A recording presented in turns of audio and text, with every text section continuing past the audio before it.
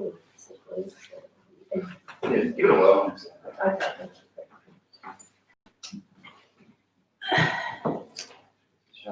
Yeah, I made sure last time, maybe that's what it seems.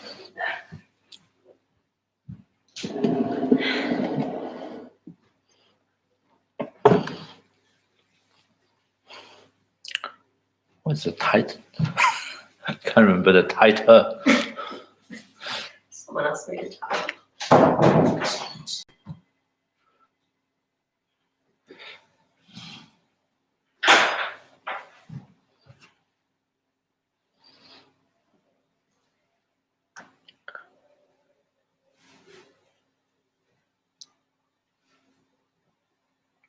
Okay.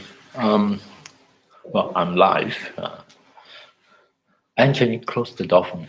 Yeah. So, good morning, everybody. Welcome to this weekend workshop on sobering meditations. So, in the Buddhist teachings, there are a whole series of meditation, most of it related to the body, and there's a set of meditations that is not often taught, or definitely we don't do it as guided meditations in our sort of usual guided meditations sessions, because they can be a bit shocking if because asking us to meditate on the reality of our own body, the different parts of the body, the impermanence of the body, the interdependent nature of the body. So it's not something that you want to spring on someone who is new to meditation, and the first time they come to your meditation class and you ask them to do a dissection of your own body, or you meditate on the different stages of decomposition of the body. And but they are wonderful meditations because they have a profound effect on the mind itself. So it would be a pity to not to sort of not know about them or not practice them just because we do need to sort of mentally prepare ourselves for them. Yeah. And I thought, well, why not spend this workshop, take some time to explore this series of meditations and see for ourselves what sort of effect it may have. So they're all related to the body. So you can think of them as different ways of practicing mindfulness of body. So mindfulness, which is a very popular word these days, there are different definitions of mindfulness. So I don't intend to go into it today, but I suggest one way of practicing mindfulness, a pretty modern formulation, is to go by the acronym RAIN, R-A-I-N, yeah, which describes 4 different aspects of mindfulness. And R stands for recognition, A stands for acknowledgement, I stands for inquiry, N stands for nurture. So even this, there are different interpretations, but this is the version that I really like. Because I can just, you don't have to do all 4, and it's not sequential. It's just pick up different aspects of mindfulness when we are practicing. So on certain occasions when we are practicing mindfulness, we may find that what it entails is we recognize what is happening. So we may recognize bodily sensations as bodily sensations. We may recognize a thought as a thought. We may recognize particular emotions as whatever it is. So that is R, recognition. And A is acknowledgement. And because one of the main issue we have is we react to what we find. In this moment, our reaction sometimes can include denial. We deny what is happening. May include aversion or attachment. So all of which are actually different ways in which we sort of resist change. And acknowledgement is the opposite. Acknowledgement is simply to be open and to acknowledge what is here as what it is. It's that simple. No, you don't actually have to do anything complicated. It's to recognize and acknowledge when I'm angry, then I'm angry.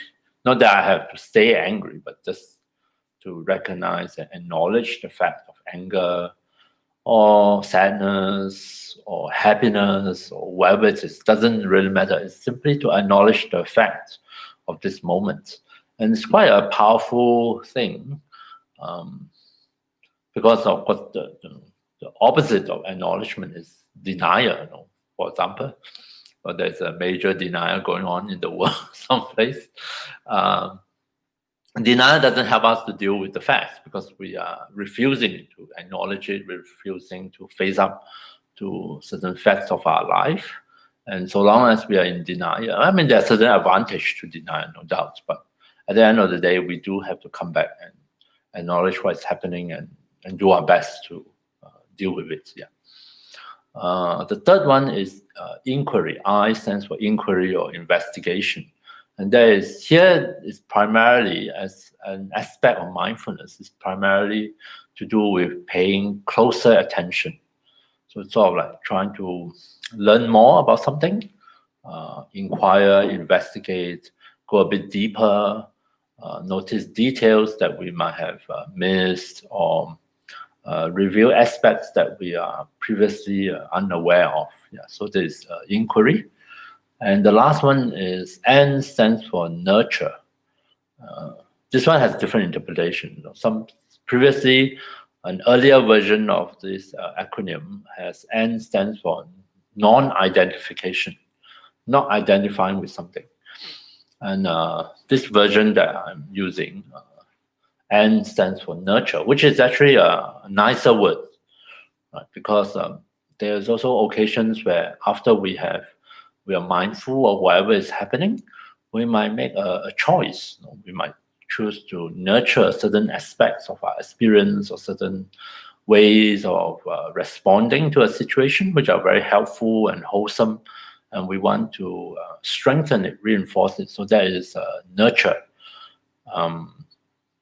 And in fact, if you put all four of them together, the end result is not only are you in touch with what is happening, but you are also not so entangled with what is happening. You're not identifying with the different happenings. So non-identification can be viewed as the effect of practicing this rain. Okay, so by me mentioning about this this morning is because I thought throughout the day in the different meditation we're going to do, which are different types of mindfulness of body, then we can apply this rain, these different steps to it.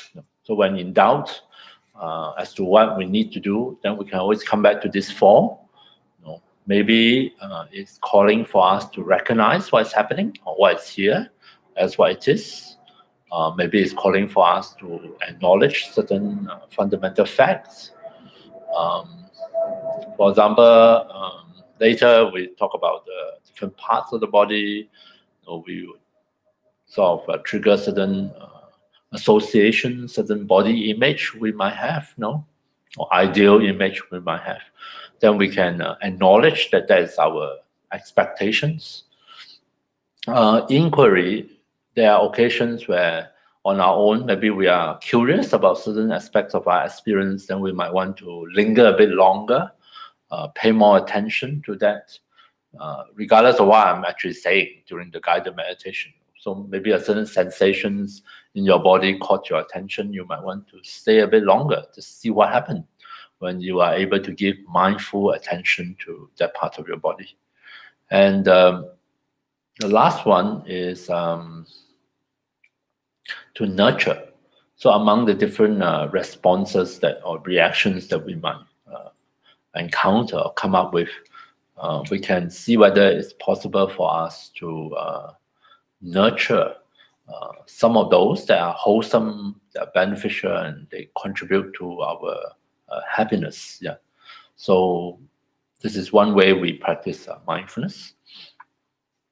And So the field meditation we're going to do today, we're going to start with a very simple mindfulness of body, which is to invite our attention to come back to notice just the basic bodily sensations in the different parts of the body. So this is usually how I start most meditation these days, because this has a very beneficial calming effect. Help us settle into meditation, also help us settle into this workshop today. So that is the first one. We will encounter mindfulness of body, just bodily sensations. Then we'll do a form of mindfulness of body, which involve looking at the different parts of our body. The list that I'm using include 32 parts of the body. So we just go through the list and apply mindfulness to each part of the body. I mean, of course, a lot of those parts of our body we can't see directly or sense directly, but we can call to mind what we know about those parts of the body. So this is the morning sessions. Afternoon sessions, we will look at what we call analysis of the elements, which is another way of being mindful of the body, how the body is made up of 4 physical elements: earth, water, fire, air. And in that meditation, we are looking at the interdependent nature of our body. We all have this idea that we sort of live independent, self-sufficient, so isolated life. And this is actually not the reality of the situation. There is more to do with human perception and conception. We have this idea, in some people it's very extreme, where we feel that we are isolated from the rest of the world or environment or people, that we stand alone.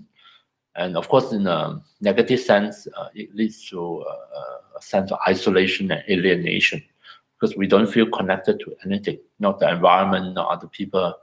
But the reality of the situation is the entirely opposite. We actually are inseparable from the environment. We are intimately connected with everything else. Just the breath itself, if there's no air outside, we'll be dead, and we wouldn't last very long. So, and likewise with all the other elements, the water elements, the solid earth elements, fire elements.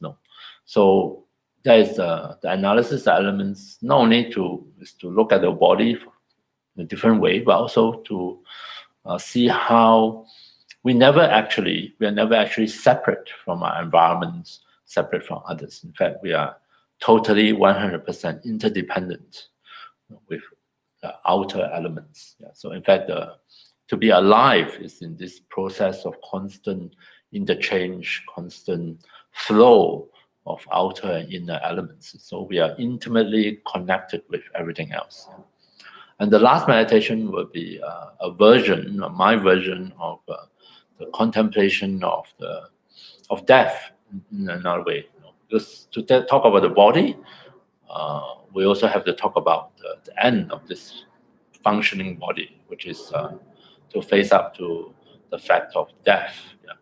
And the version that I'm doing is pretty mild. The traditional version is in the Buddha's time. They have these places. It's hard to imagine now, called China grounds.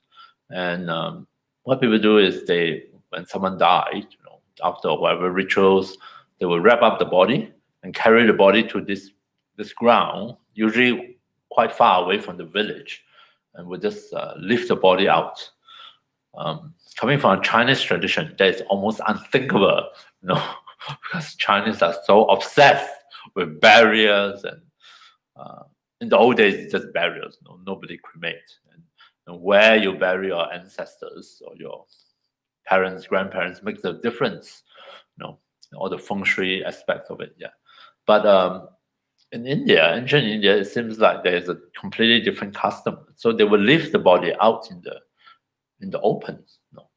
And so Buddhist monks and nuns, or practitioners, if so inclined, can go to the China grounds. And there you are confronted with, of course, the decomposition of bodies. And so in this contemplation, there's a series of 9 images, which takes you through the whole process of decomposition. Towards the end, it will be just bones. You're left with bones, and the last contemplation, even the bones themselves, after being bleached by the sun and out in the weather, crumbled to dust. Yeah. We're not going to be so dramatic, but we're going to do a simple meditation, but that's focused on certain aspects of our body, and to reflect on the reality of physical death. Yeah. So these are the four main themes we are going to look at in this workshop. But maybe before we jump right in, I need to explain why bother to do it like this. Why is it called sobering meditations? Sobering because it's viewed as helping us to confront certain basic facts of our life. The fact that we have a body. In Buddhist teaching, it's not always healthy to live a disembodied life as if we don't have a body. Like, although in spiritual traditions, there is a tendency to value the mind over the body, right? But the mind, the consciousness is supposed to be the one that continue from one life to another, will eventually reach enlightenment. And so there is a subtle tendency to value the consciousness, the mind, and devalue the body. But personally, I think in general, it's true that it will be very hard to achieve enlightenment without a healthy body, especially. So the body is also very important in the spiritual sense. Yeah. And in fact, it's also part of our reality. A lot of our experiences comes through the body, through our physical senses. And a lot of our delusions are also connected with the body, with certain image of the body, what we find is attractive and unattractive, which leads to attachment or aversion. That's true for other people's body, also true for our own body. So these days we talk about how people may objectify their body and view the body as an object, and we do all sorts of things to the body in the hope of finding happiness. Yeah.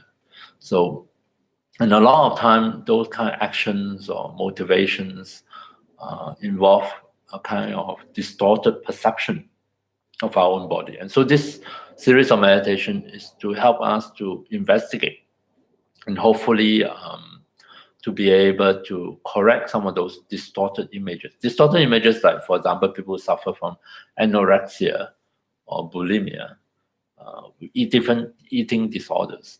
Not all of them, but some of it has to do with holding on to a certain kind of body image, unrealistic body image, which triggered all this kind of eating disorder. So having a kind of a healthy relationship with the body, with our ideas and images with the body can be very helpful, and can be an aspect of the spiritual practice as well. Yeah. So because of that, we'll find that mindfulness of body is highly praised by the Buddha in the teaching. And it also have this calming effect, although it seems very strange when asked to reflect on or meditate on the parts of the body, not all of which, some of which are pretty not very pleasant or attractive looking. You'll find that you would think that you'll be disturbed, right? And also meditating on stages of decomposition, or we tend to shy away from it. We think that there must be very disturbing. But when you approach it with the right attitude, it's actually very calm. I find it very calming, very soothing. There's nothing terribly exciting to be excited about. But on the other hand, you do have a sense that you're very grounded, because you are facing up to what can be more real, than the aging of the body, the death of the body, the very fact of the basic functioning of our body. These are the reality.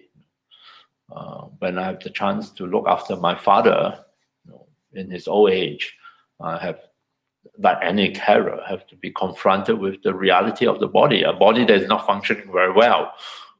And And it helps to have a very healthy kind of relationship with bodily functions and bodily products, and then you don't find it so disturbing. You just you just take it for what it is and deal with it, and that becomes part of the care process, part of one's expression of loving concern. Just as our parents deal with our um,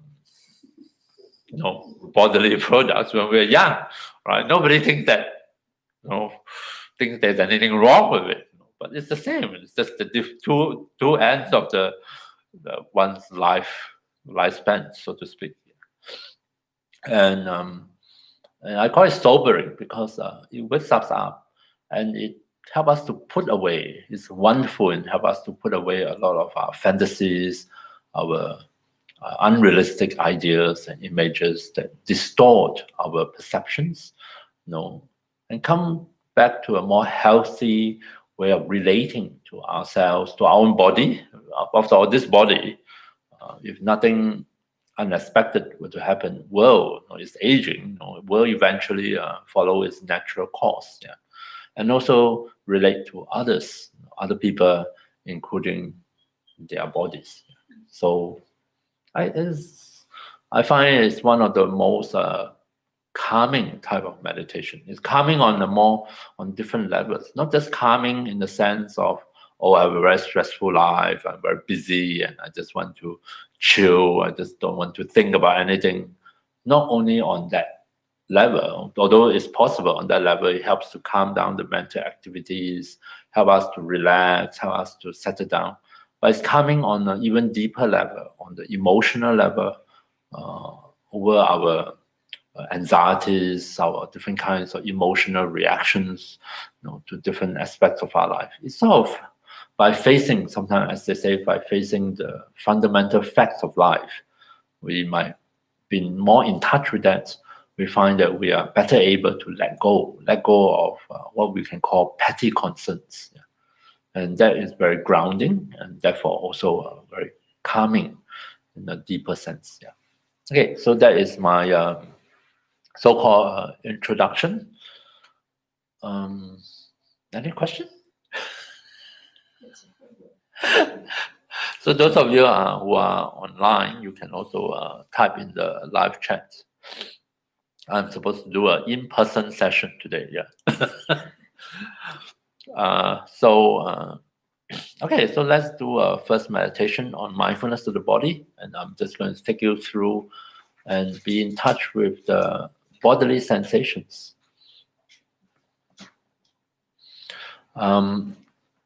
Feel free to choose a suitable meditation posture.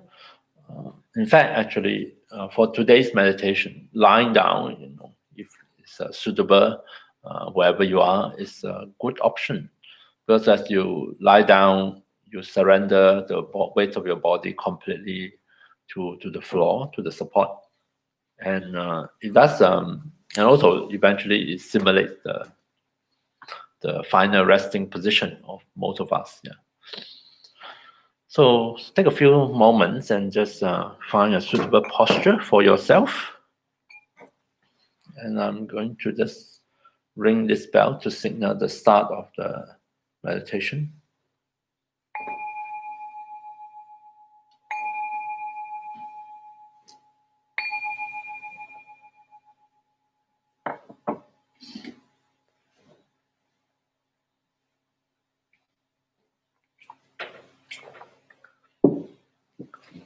So in whichever posture you have adopted, take a few moments, make sure that your body feels comfortable in your meditation posture.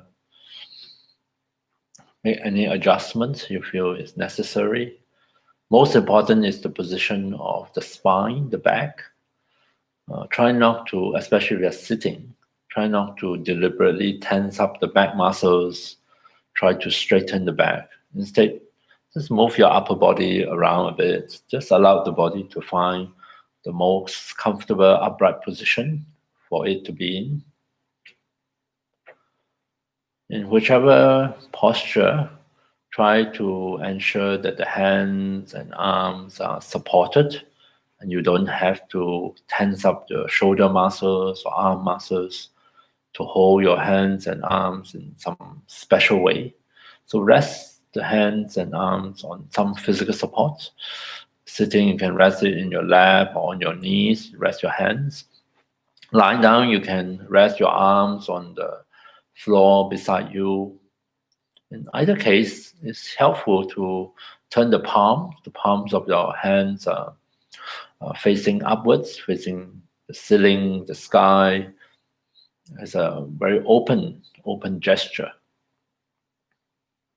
Feel free to close your eyes completely or leave them open, whichever you are more used to.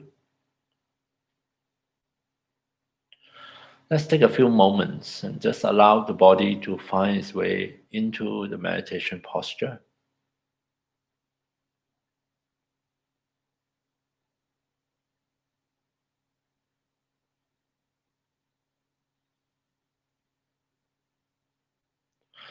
See if we can become aware of the sensations coming through from beneath us, coming through from the points of contact between body and seat, body and ground.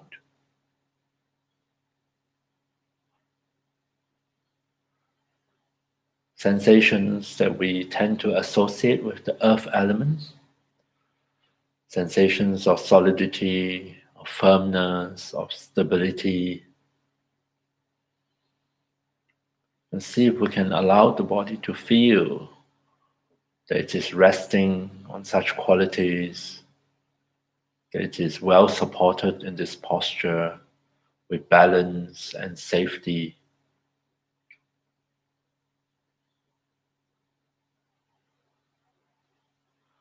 Reassured in this way, we encourage the body to unwind, to loosen up, to undo some of those unnecessary tensions and tightenings. And given time, encourage the body to release those tensions and settle down comfortably into this posture.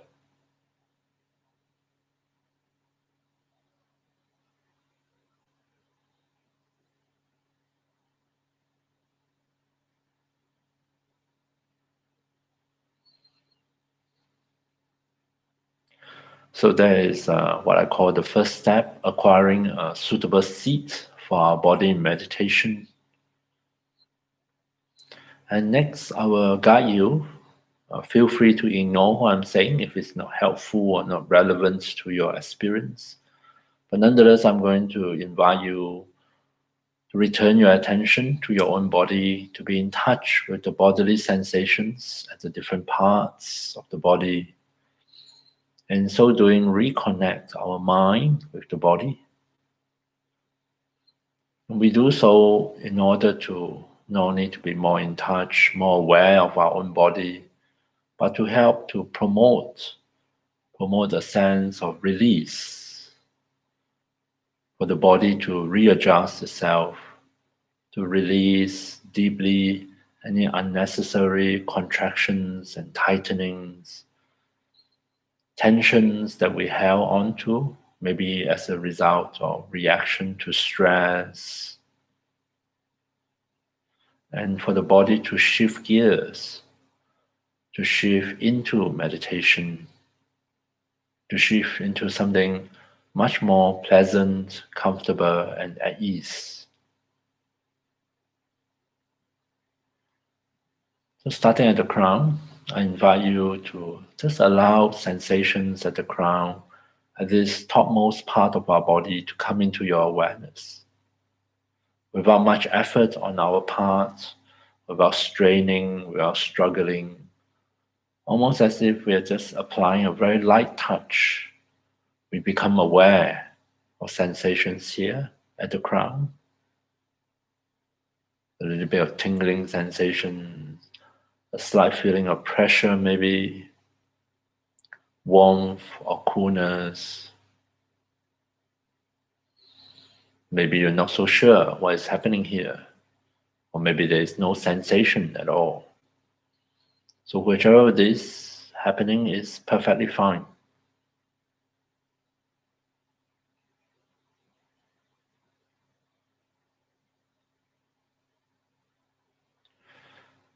Feel free to move on or linger longer at any one spot. And now, how about the face? Can we allow sensations at our own face to come into our awareness? So often we unconsciously tighten the muscles of the face. Is there any tension at the forehead? And how about the muscles around the eyes and the muscles of the jaw?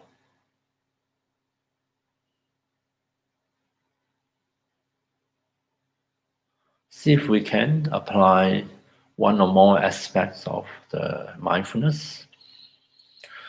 As I mentioned earlier, the four aspects of recognize, acknowledge, inquire, and nurture.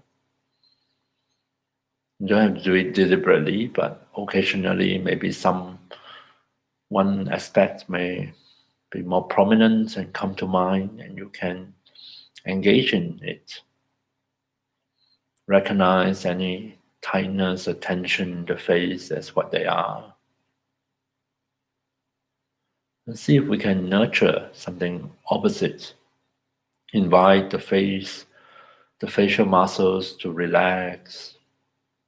Welcome in different feelings of softness, maybe a sense of ease and comfort in our own face.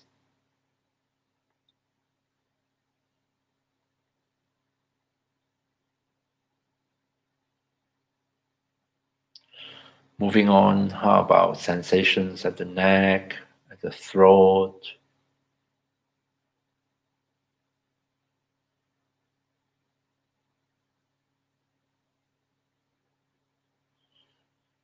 And also we check in on our shoulders, where we do tend to store quite a bit of tension and tightness. See if we can allow sensations at the top of the shoulders to come into awareness. Sensations at the front, at the back of the shoulders, at the shoulder joints themselves. Can we recognize tension as tension, relaxation as relaxation? Can we acknowledge pleasant feelings or unpleasant feelings?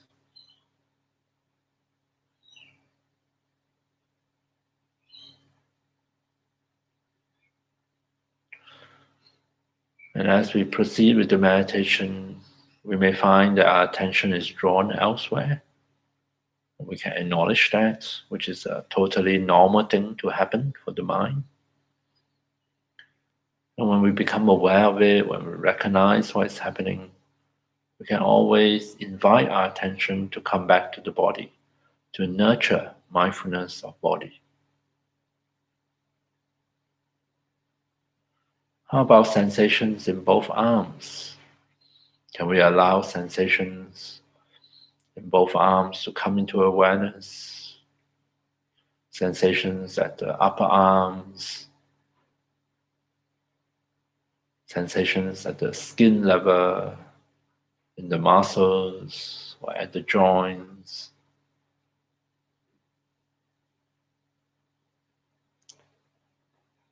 So feel free to move at your own pace. You don't have to follow my pacing. Sensations at the elbows, quite subtle sensations maybe.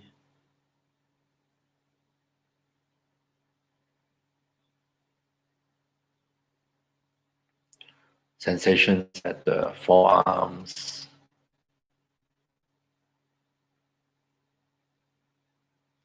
at the wrists, in both hands, all the way down the fingers to the fingertips.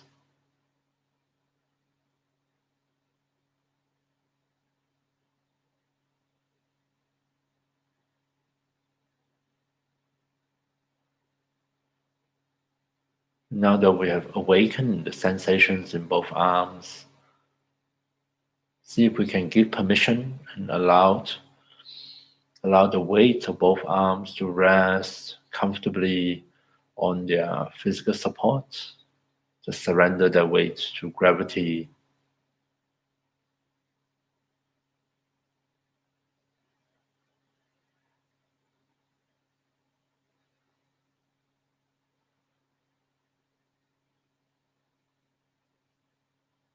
Next, we can allow sensations at the chest to come into awareness. Reconnecting our attention with the body, noticing any sensations at the chest area, the movements of the chest associated with the breath, the beating of our own heart, sensations from the front of our body, and those from the back of the body, the upper back, the middle back.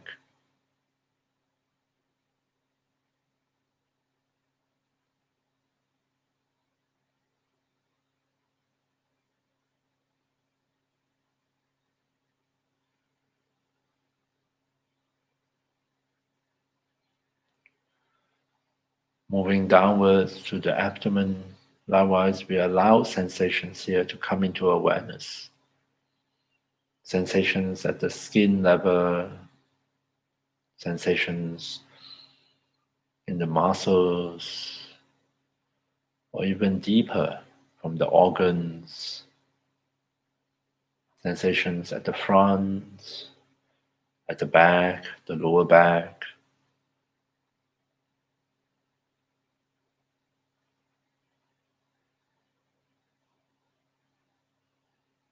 Sometimes when we reconnect, re-establish the connection between body and mind, we may find that the body might adjust itself, might move involuntarily. See if we can allow that to happen, if the body is moving into a more comfortable, more suitable position.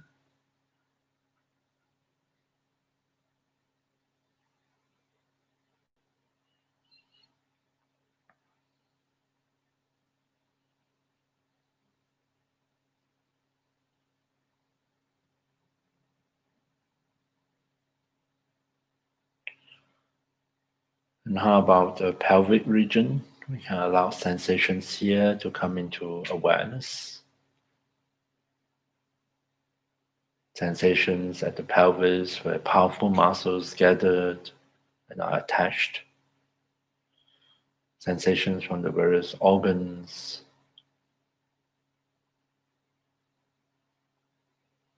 Sense the weight of the pelvis resting on your seat. And see if you can give permission, allow this weight to rest comfortably on the seat or the floor. Surrender that weight to gravity.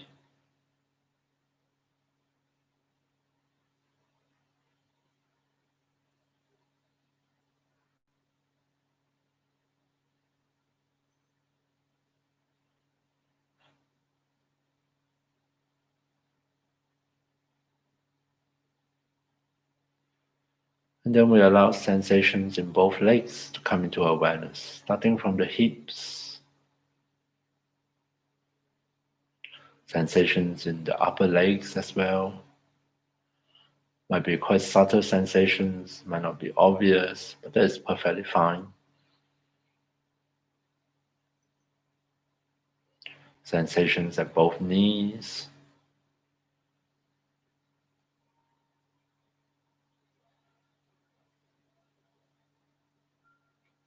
Moving at your own pace. Maybe you notice sensations from the lower legs, all the way down to the ankles.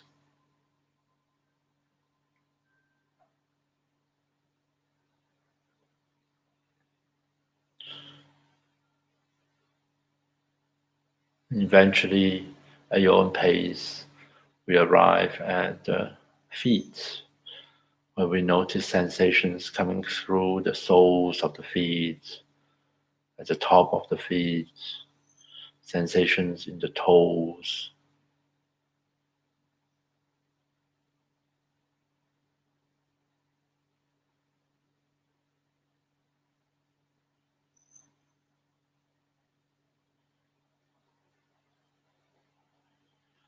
Having awakened the sensations in both legs and notice them, be aware of some of them. Now we can give permission and just rest both legs, rest the weights of both legs comfortably on the floor or on their physical support, and surrender that weight to gravity.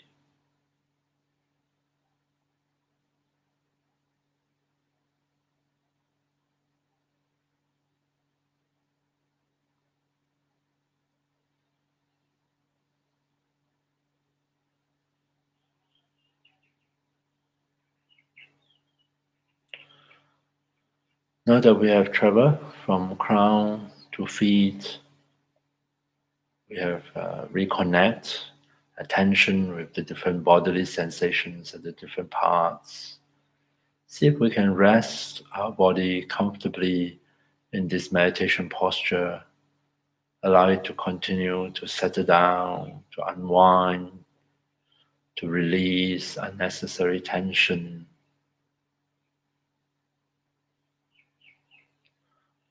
And we rest our mind, our attention with the body, here and now.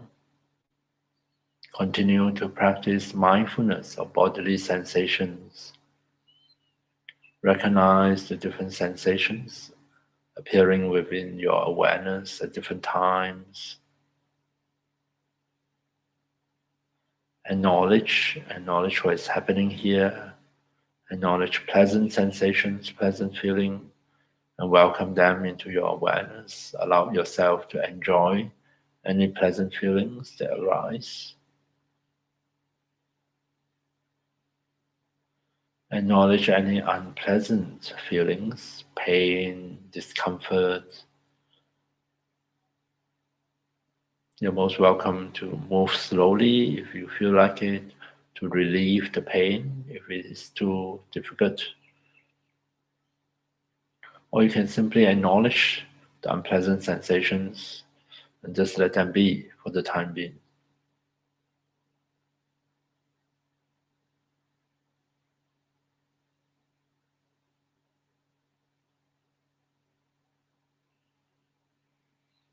Coming back here and now to be in touch with bodily sensations. Occasionally we can inquire, we can rest our attention on a particular spot, pay closer attention, get to know the sensations, how it changes, how it increases or decreases, how it morphs and spreads, and how it fades away.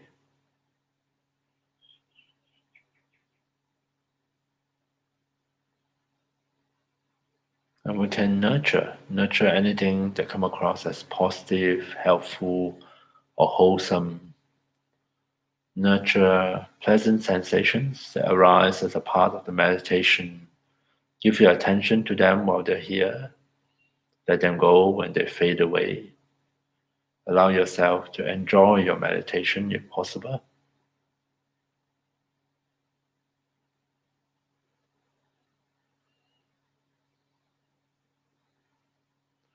So I'm going to keep quiet now and allow you to meditate and have your own experiences in this practice of mindfulness of the body.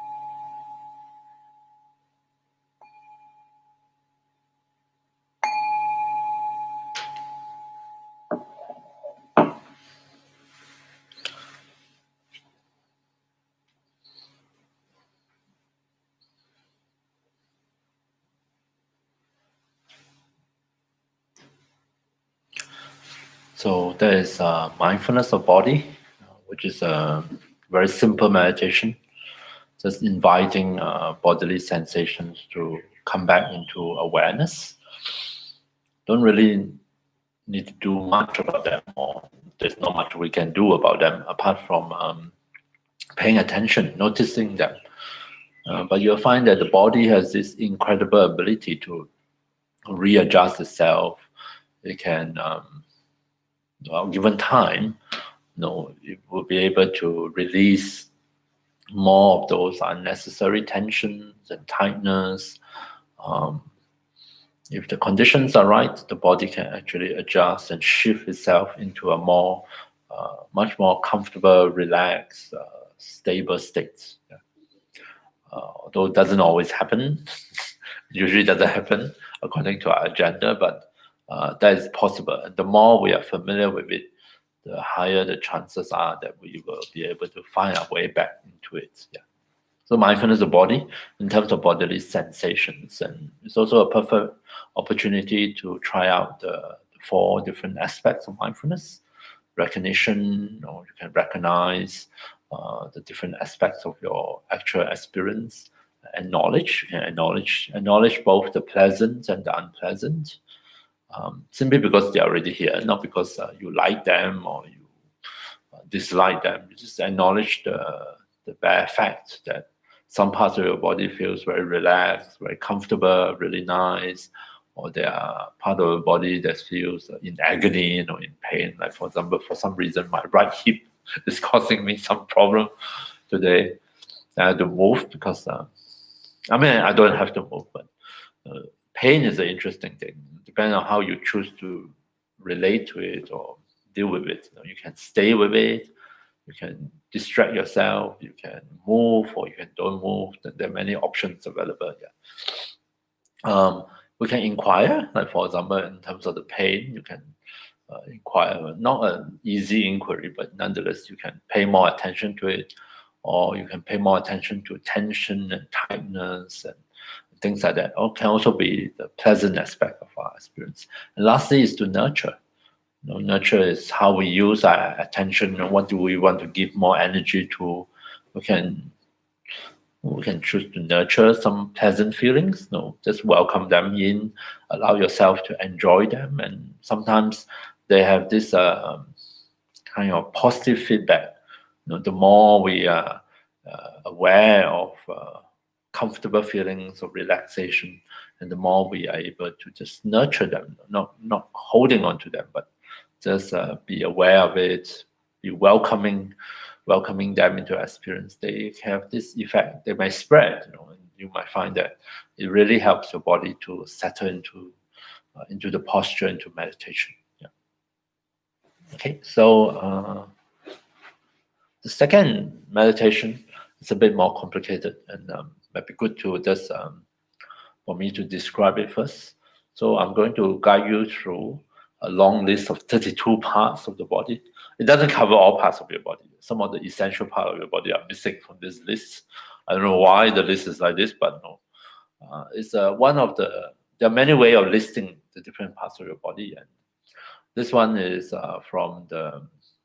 primarily from the Pali Sutras, the Buddha's discourse preserved in the Pali language. And I prefer this list because it's kind of neat and standardized, and whereas there are other sources for this listing, and they are more varied, and some of the parts I am not quite sure what they are. So it's very hard to meditate on the parts of your body that you're not quite sure what are they referring to. So in these 32 parts, it's divided into a few subgroups. How many? I think it's 6 groups. Yeah. So, and of course, I'm familiar with them, so I just go from number 1 to number 32. But when I first learned about them, I will follow this tradition of breaking them up into smaller groups and just look at group by group each one of them, and what we do is we just with each of the parts that has been named, we just allowed I mean, you can sense it, but not all parts are sensed. I can't sense my liver. I hope not. The day that I can sense my liver is not a good sign. Certain aspect you can sense in real time, but most of it is just recollecting your knowledge of that part of your body, your past experiences, and what you know about it, its function, where it's located. And most important is the association we have. Certain parts of our body have no association at all, like the spleen. I have zero association with this part of the body. I don't even know what exactly it's for. I think it's for storing blood or whatever. But other parts of the body, I have a lot of association, having some problem with my fingernails. So this causing me a lot of pain. So I have painful association at this moment with this infection at my nail. So nails, then could be hair. Then there's one part of the body is fat. I'm trying to lose weight, so I'm very aware of the fat distribution in my body. So there are things that stirs up different ideas and images, likes and dislikes. Touch on, of course, our cherished body image. So, but instead of seeing the body as this one whole thing, or focusing only on the surface, which is very common in our modern society, where we are trying to, with cosmetics and with plastic surgery, a lot of time we are scouting, this idea of scouting the body to fit in certain look, and that is only emphasizing certain aspects of the body.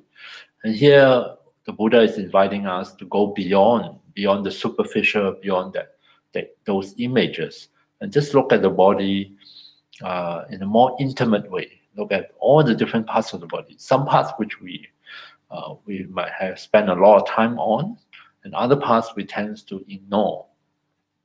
And to have a more balanced view. Traditionally, quite often this topic is taught as a way of, sometimes called the meditation on unattractiveness, because it's a common way of looking at the body parts and think that they are unattractive. And also it's commonly associated with a feeling of disgust, the disgusting. But in actual fact, I don't think so. I think they are pretty, I'm quite appreciative that I have all these parts. I don't want to have any missing or anything like that. And of course, they're not the most attractive thing in the world, but durian is not very attractive to most people, but it's the favorite for a whole lot of people in certain parts of the world. So it doesn't have to, and the intention is not to create aversion, not to create and purposely stirs up all these negative feelings, although they may arise. Instead, the purpose is to take a more balanced view of our body and what it is really, the reality of the body. The Buddha gave an image. He says it's like you have a sack. These days we don't have sack, we have plastic bag, but in the old days they have sack that is open on both ends, and you just tie up the two ends, and you use this sack to contain, let's say, dry goods like dry beans, right? Then if you were to untie it and look and pour out the contents, and you can point and say, oh, I don't know, the kidney beans, red beans, green beans, soya beans. Basically, it's just beans, right? You just acknowledge and look at, you can identify all these different contents within the sack. And our body is like a sack, and it contains different parts and different things. Quite essential for our survival, actually. And we just take this very balanced, kind of calm view and say, oh, no, there's the liver, there's the kidney, there's the intestines, there's the stomach, and so on and so forth. We're just taking inventory of who we are, what is involved in the body. And the effect it has on the mind, which is what we are aiming for, is this calming effect. It's getting acquainted with the reality of our own body, not as one solid lump, and also not just on the surface in terms of how it appears, whether it's attractive or not attractive, but to be in touch with all aspects of our body and say, oh, well, the body is made up of all these different parts. And in fact, Vietnamese Buddhist master Thich Nhat Hanh, when he taught this meditation, he has this additional element where he invites us to rejoice, rejoice in the fact that all these different parts are functioning well, and to be appreciative that they are here, and through their functioning well, support our survival. It promotes our physical well-being and happiness, and so we can be thankful for that. Thankful for them for this long service. Yeah, for sure, it's long service, and I have no intention of retiring their service anytime soon. Yeah. So you can have this nurturing aspect also towards the different parts of the body. So I'm going to invite you. I'll just guide you through, just slowly, part by part and group by group, and with each of them, I invite you to recognize. We can apply the 4 aspects. Recognize the part of the body, acknowledge its presence, its existence. Inquire into your association with this part. What do you remember? What do you know about it? What images are triggered and feelings are triggered? We just inquire, and we can acknowledge those feelings and those thoughts. And we have this kind of adopt a nurturing attitude towards this part. Not that, but just sort of in a way be thankful of them, thankful of their service to you, thankful that they are here, and be appreciative that they're functioning well, which is major elements of our physical well-being, our physical health, and also overall general happiness. So in this way, we practice mindfulness of the different parts of the body. Okay, so let's just go. On first encounter, because you're not used to this list of 32, you might find the effect of this meditation is not as prominent. But that's all right. As we get used to it, and maybe subsequently when you were to do the meditation, you may find that the effects become more pronounced. For me, it's a very sobering, very calm kind of just taking inventory of my own body, and help me to steer clear away from a lot of different reactions. After all, the body is just the body. Why it is. Now, I must warn you, not all parts of the body. I should just list them out first. We will go through subgroup, and I will repeat them for you. Don't worry. Head hair, body hair, nail, teeth, skin. So there's the first subgroup, which is all the outside one. Then muscles, tendons, bone, marrow, and kidney is the second subgroup. Third one is lungs, heart, membranes, liver, and spleen. So this is the third group. And the fourth group will be stomach, intestines, large and small intestines, stomach content, feces, and brain. All right, so these are the 4 subgroups of the more physical, solid part of the body. Brain is an afterthought because the traditional one is 31 parts. And in the old days, they have no idea what the brain is for. They thought it's a source of mucus. Yeah. So, in the ancient time. Then later, they have better ideas. So people include the brain that come after feces. Yeah. So that goes to show how much they value the brain. But these days, I think of the brain as including the whole nervous system. So these are the 4 subgroups that are solid. And the next 2 subgroups are or the liquidy fluid part. Yeah. Bowel, phlegm. Phlegm is whatever you spit up. Bowel, phlegm, pus, blood, sweat, and fat. Yeah. Right. Well, I don't know. You can say fat is not exactly a liquid, but then this is the 6 of fluid, and then the second group of fluid is tears, grease. The grease on your face that you have to clean. Grease, tear, grease, saliva, mucus, oil of joint, and urine. Right. So that is the 6 liquid. I mean, my version is pretty mild. In the Thai forest tradition of Theravada Buddhism, I usually joke that I call it the jungle tradition instead of the forest because it's really pretty wild, right? And they're pretty tough. It's a very austere tradition. lineage in Buddhist practice. This Thai Buddhist master Ajahn used to say that, well, you should know that all this fluid, right? You can just collect them into glass and display them. In fact, he told one of the other, I don't know whether the guy has become a monk. He said you can collect your girlfriend's fluid, and then you can meditate. This come out of your girlfriend's body. So they do have this this aspect where I don't think the idea is to become disgusted about, to have aversion towards bodies, but nonetheless is to reveal that it's sort of like a balancing thing, because we tend to overemphasize a lot of the so-called, we want to preserve this good appearance of the body. I mean, we do all sorts of things to our skin and to the muscles and fat, liposuctions and Botox and everything, in order to preserve a certain image of the body. And here is the opposite, is to say that, well, you dig a bit deeper or look a bit closer, you will find that a lot of that is just an illusion that we are preserved. Okay, so let's do meditation and just explore this a little bit. So just as before, I invite you to just choose a suitable meditation posture, one that you feel comfortable in.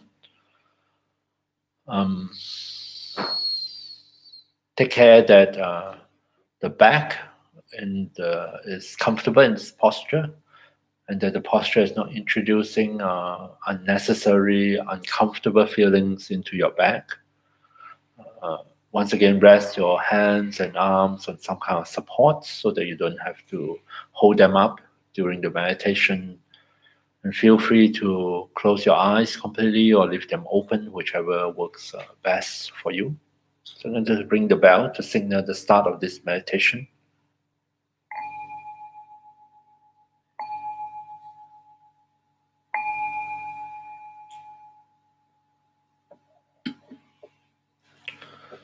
So take a few moments at the beginning of the meditation to allow our own body to adjust, to find its way into the meditation postures and be comfortable in this posture. Once again, become aware of the sensations coming through from the points of contact between our body and our seat, our body and the ground. Highlight sensations that we associate with the ground, with the earth element, sensations of solidity, firmness, and stability. And allow the body to feel that it is resting and being supported by the great earth through these qualities. Reassuring the body that it is well supported, well balanced, and safe in this posture. We do so in order to trigger, maybe over time, a process of loosening up of the body. The body realizes that it does not have to be so tight, so tense, and in its own way, will start to unwind, let go of some of those unnecessary contractions and tightenings. And given time, our body can settle down and be more and more comfortable in this meditation posture.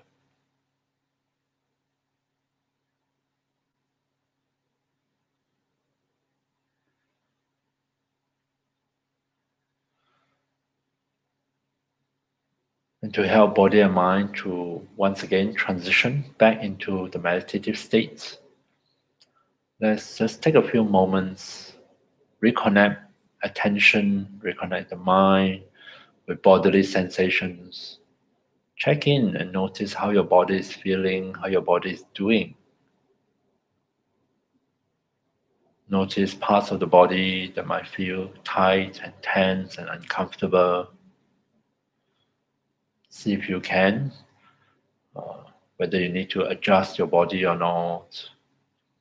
And acknowledge those unpleasant feelings if they're present.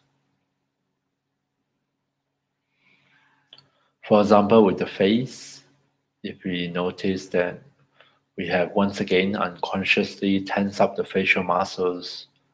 Now is a good time to see if we can persuade those muscles to relax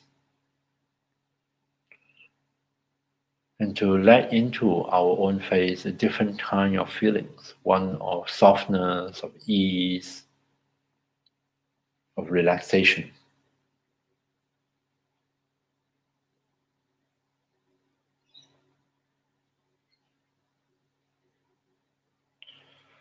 So coming back here and now to be in touch with the different bodily sensations in the different parts of our body, we can make that a support for us as we explore the different parts of the body, the 32 parts of our own body. At any point of time when we find that we are very distracted elsewhere, we can always come back and be in touch with our own body.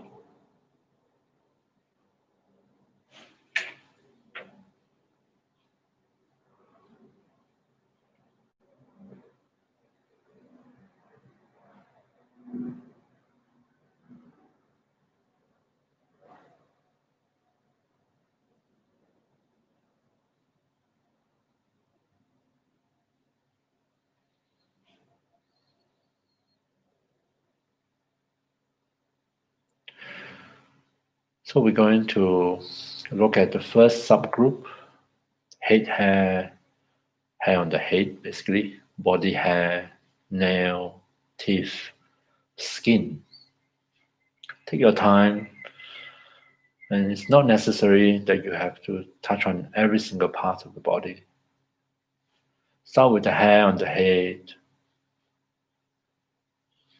Allow images, ideas, associations to come to mind. The hair on the head. Different people have different reactions, different relationship with the different parts of our own body. Try to see each part for what it is. I clip my hair very short. I do it myself. I have a certain set of experiences, past experiences related to the hair on the head. I prefer a certain hairstyle. Maybe you have a different preference. Your favorite style, your hairdresser, favorite color, your past experiences, pleasant or unpleasant, attractive or unattractive. Allow some of them to come to mind.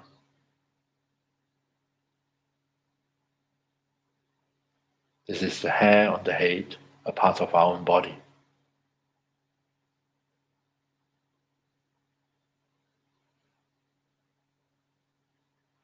Feel free to meditate at your own pace. You don't have to follow my pacing. You can rejoin me at any point of time. The next is body hair. Likewise, allow images of the hair on the rest of the body to come to mind. Our associations, our feelings, our reactions.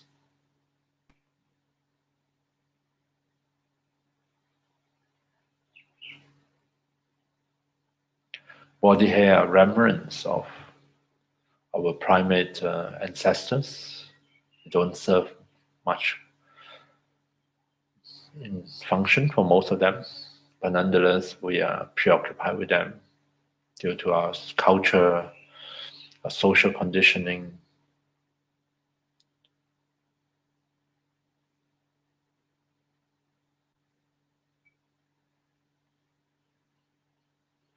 Head hair, body hair. Next is nails, fingernails, toenails. What are your associations with the nails on your body? Recognize them for what they are. Acknowledge their existence, their presence. Inquire a little bit on your association with them. And see if you can nurture them, nurture the various parts of your body.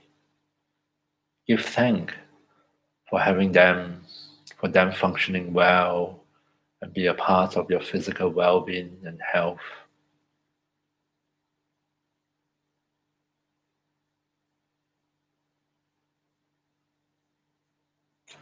Next are the teeth in the mouth.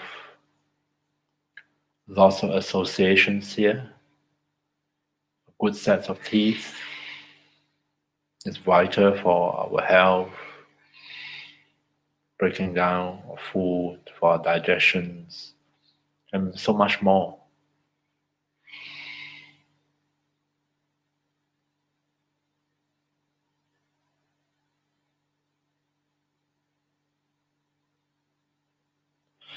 Head hair, body hair, nails, teeth, and skin. Reflect a little bit, be aware of your own skin, the largest organ in the body that covers all parts of our body, vital to our survival. What do you know about the skin? What comes to mind when you think about the skin?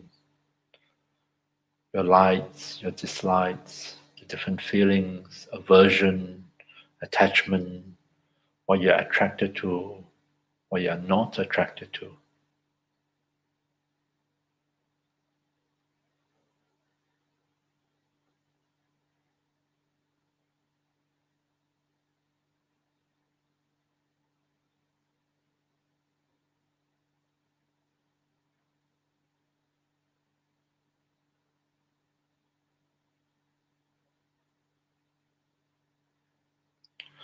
So head hair, body hair, nails, teeth, skin. Moving on to the second group, going a bit deeper, the muscles, the tendons, the bone, the marrow, the kidney. Starting with the muscles. Muscles right beneath the skin, the different parts of our body, with contractions and relaxations, allow for all the movements. Recognize them, acknowledge their presence, their function. Inquire a bit deeper into your association with the different muscles in the body. Source of pleasure, source of pain.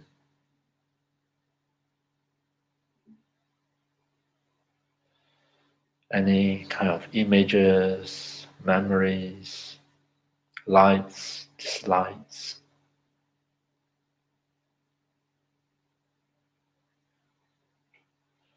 And also nurture a positive attitude toward this part of your body.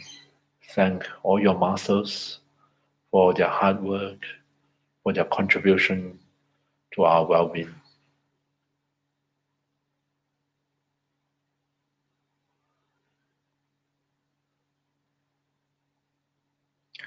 Muscles, tendons, next is tendons, the sinews, the ligaments. Tendons attach muscles to bones. Ligaments hold bones together, especially across the joint. Reflect on these parts of our body.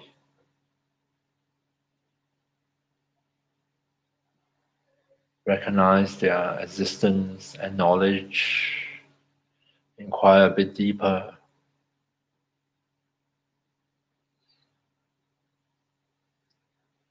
And also nurture, extend a positive attitude towards this part of the body, or the tendons or the ligaments, for functioning well, for holding everything together.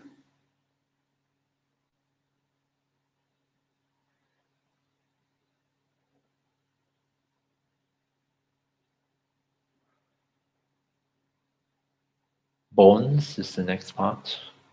The bones that make up our skeleton. 200 over bones in the body that provide the physical, mechanical support. We can even sense, sitting here, lying down, the weight of our own bones, their function, the support they provide to us. So mentally we can imagine, we can scan through the body, recognize the existence of the bones, acknowledge, inquire a bit on our own experiences.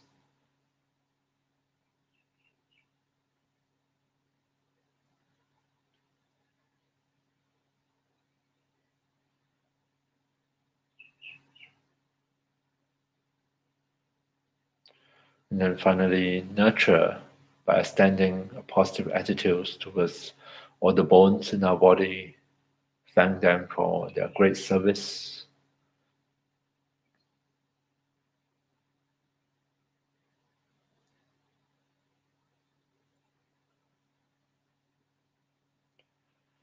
Muscles, tendons, bones, and then bone marrows. The marrows in certain parts of the body, certain parts of the bones that produce the blood cells, that replenish,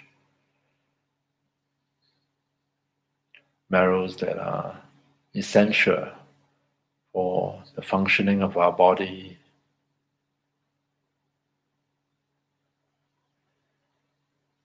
Recognize, acknowledge, inquire what sort of association you may have with the bone marrows.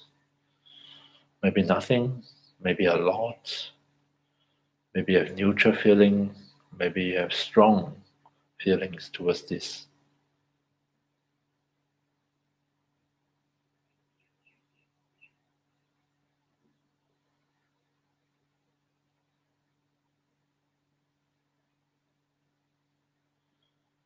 And regardless of whatever the reaction may be, see if we can nurture and extend a positive attitude towards the bone marrow within our body.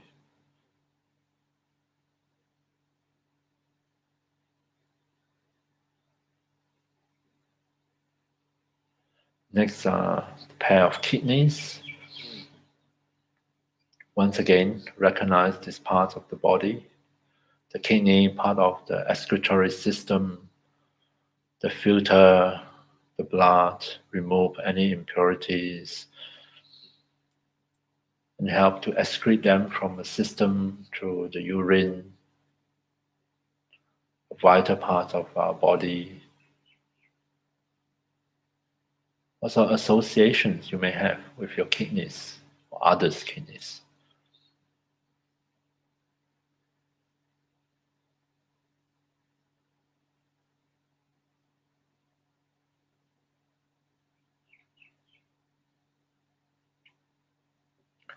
Extend a nurturing attitude towards them.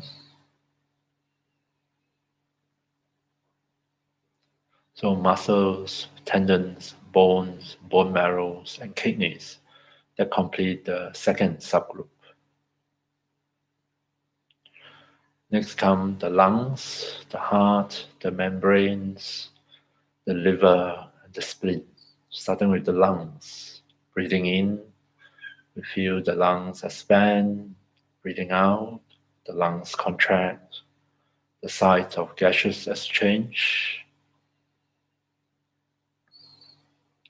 Recognize, acknowledge, inquire, and nurture.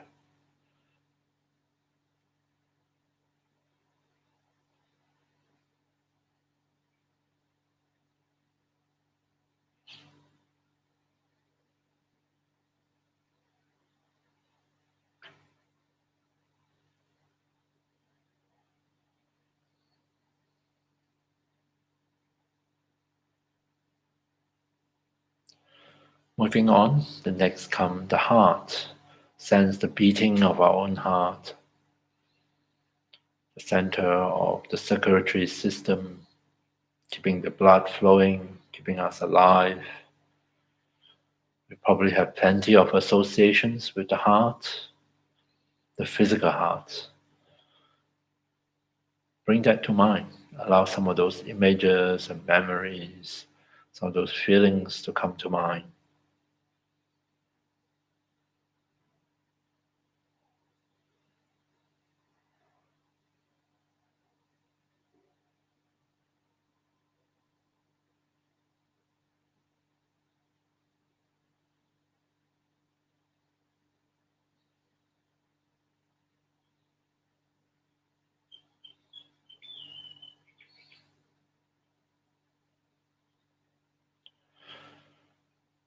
And nurture, thanking the heart for its hard work without a day off since day one.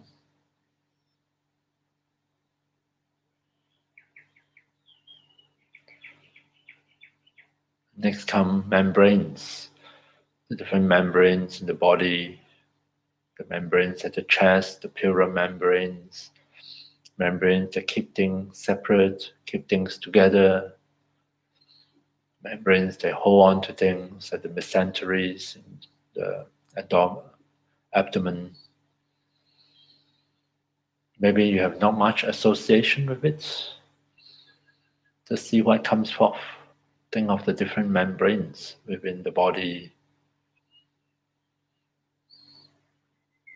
We can acknowledge our knowledge or lack of knowledge of this part of the body. We can look into, inquire into our association with it. And regardless of what we find or not find, we can nurture and be thankful for their presence and their function.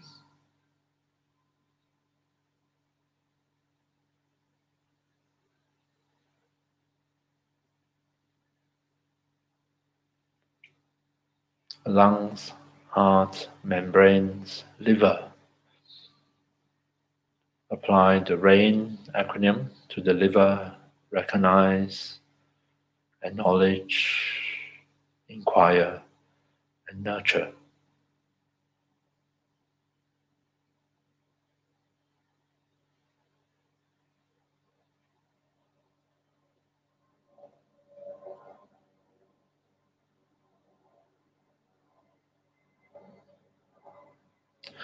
And likewise, extend it to the spleen, the last of this subgroup.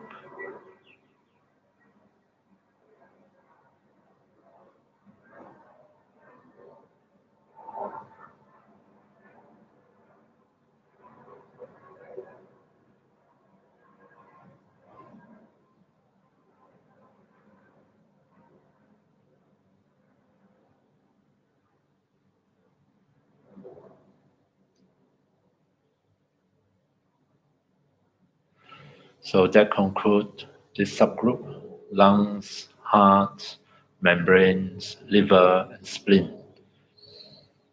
Next group, starting with stomach.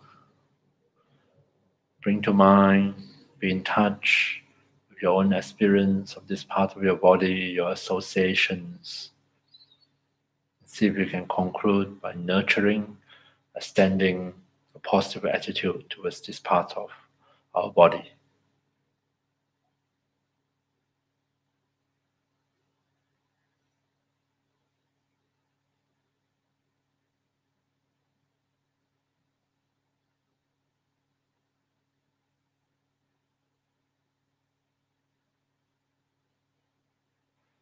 After the stomach comes the intestines, the small and large intestines. Bring to mind, maybe even sense their movement in our abdomen. Recollect, if you can, their function, the vital function. And also allow in our associations. These days, a lot of it has to do with illness, cancer, be it of our own or among people that we know. And this tends to be the general case. We only think about the different parts of the body when something has gone wrong. And we can also acknowledge that.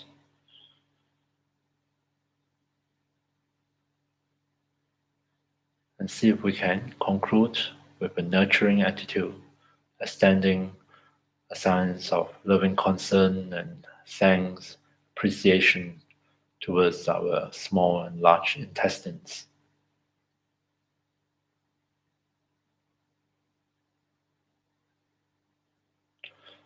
Next in the list is stomach contents. Undigested food in the stomach. Quite often we know of them from our vomit.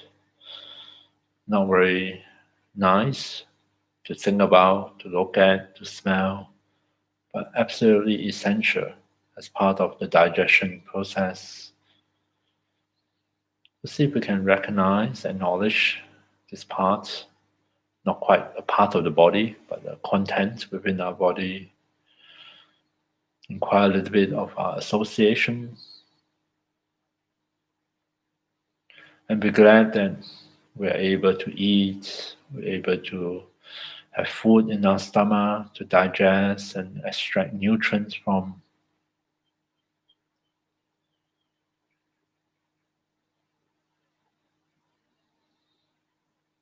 Feel free to move at your own pace. I'm just following my own pacing. The next will be feces, the excrement. Food that we consume end up after digestions to be released from our body. Also a vital function of the body. Not the most attractive part, attractive aspect, but nonetheless we ought to be glad that we are able to release it. Think of it as a sign of the healthy functioning of our own body, that we are able to eat and consume, and we are also able to release any undigested material out of our system.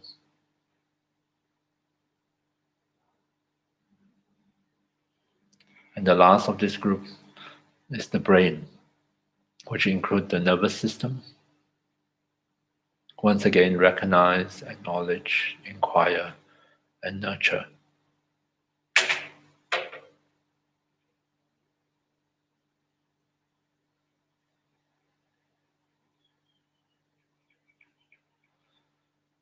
So recognize, thinking of the brain, the nervous system,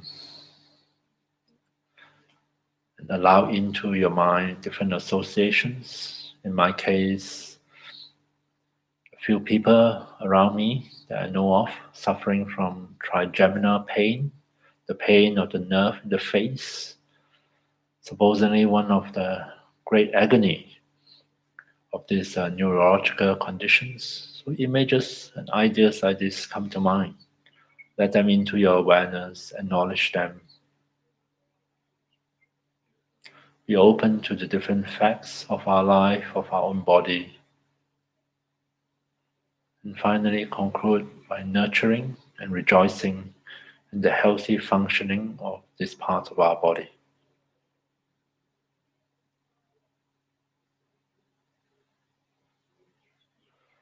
So this concludes stomach, intestines, stomach content, feces, and brain. Next come the fluids, the bowel, the phlegm, pus, blood, sweat, and fat. Starting with the bowel. Repeat the same process. We're going to go a bit faster.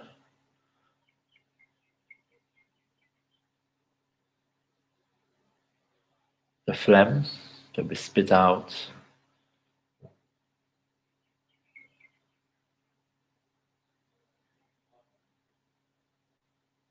The pus, usually from wound, infected wound.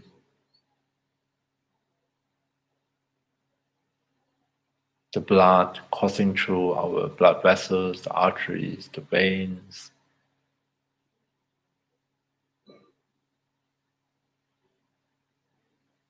The sweat from our sweat glands. Not only the memories, but also the associations, positive or negative.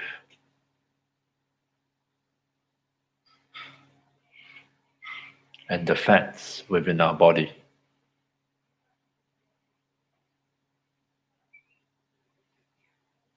So bowel, phlegm, pus, blood, sweat, and fat. Next group, tears. Happy tears, unhappy tears. Just the release of water in the eyes.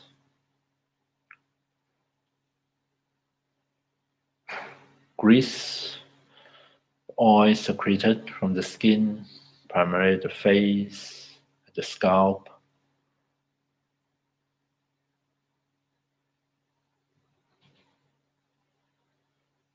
saliva in the mouth that we can sense in this moment.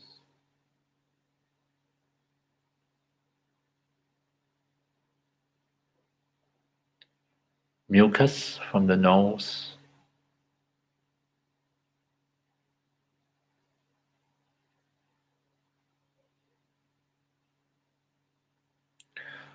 Oil of joint in the joints, lubricating the joints, ensuring their proper functioning. And lastly, urine that we pass out, releasing some of the toxics, the unwanted material from our system.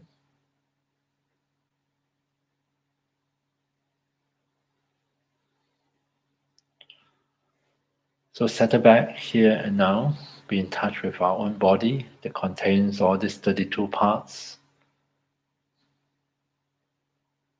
And see if we can appreciate that our body is actually the interconnected system, making up all these different parts functioning harmoniously together.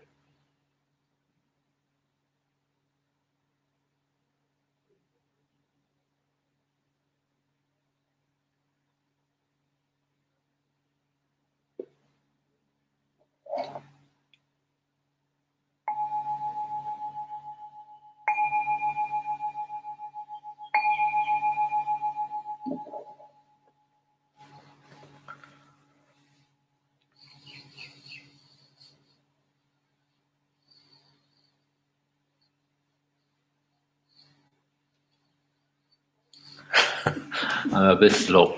I used to do it much faster on my own. All right, let's have a break and we'll be back after lunch at 1 o'clock. Thank you.